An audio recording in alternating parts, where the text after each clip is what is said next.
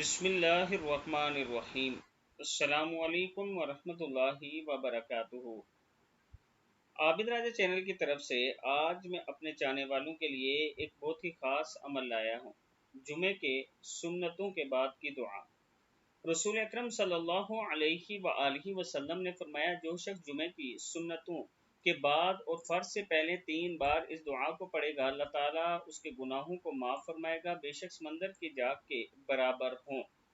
دعا ہے: استغفر اللہ الذی لا الہ الا هو الحی القیوم واتوب الیہ۔ استغفر اللہ الذی لا الہ الا هو الحی القیوم واتوب الیہ۔